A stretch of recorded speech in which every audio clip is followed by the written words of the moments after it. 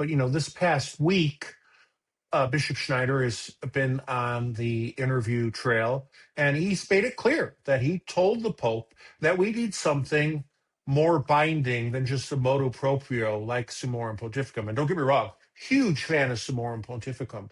So Yes. what I'm hoping for, and what gives actually me hope, and a lot of people don't realize this, is that when you see Cardinal Roach, Cardinal Supich coming out with these statements and these articles about how the Latin Mass has to be suppressed for unity, you know that they're losing because they're worried. They're worried that Leo Yes. might actually do this. And listen, we're gonna get all the sedevacantists upset at us for saying that, and sorry that that's true.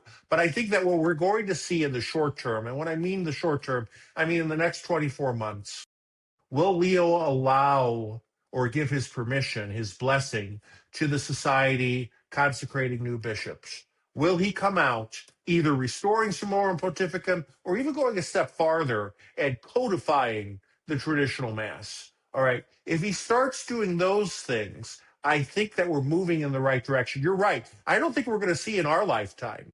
I don't think we're going to see a vanquishing of the Novus Ordo and a return to the traditional Mass. And I would like your thoughts as we kind of conclude here. Is simply this: what I think you're going to see in the traditional movement, and I said this with my interview with Dr. Peter Kwasniewski, I think you're going to see a movement towards the pre-55 liturgy, which I know the Institute does, especially for Holy Week.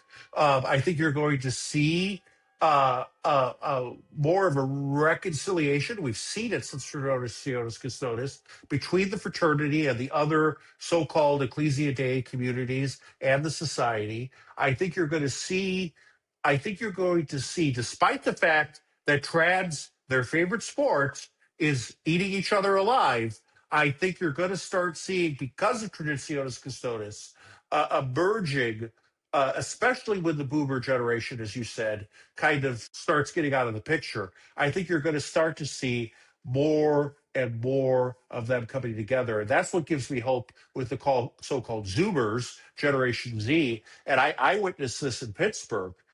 The Institute young adults and the society young adults have absolutely no problem hanging out with each other. Okay. And they get Yes. along. That's great. Final thoughts. Yeah, I agree, Father. I think that the younger generations, they don't have let's just say more of the historical hang-ups that older generations have.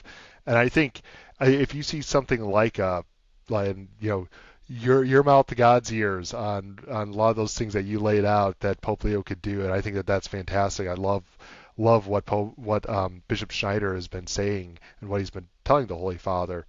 I think that, yeah, if you see something like the Pope giving a green light to further consecrations, I mean, I think that that'll even further soften, let's just say, more of the formal between some of the clerics and these priestly fraternities and societies, for them to kind of come together more, because it's always been, well, is this like semi schism? I mean, I don't believe any of that, semi schismatic or whatever, but I think if you would have something formal, or there's some type of reconciliation that's blessed by Pope Leo, maybe not reconciliation is not the right word, but more regularization, I think that, yeah, that's just going to bring everyone even more together. So hopefully Pope Leo does that. And some of these details, I know they're not small, certainly that the society has questions on, but I think that kind of healing this wound, and getting that out of the way is critical, and then kind of ironing out maybe some of these other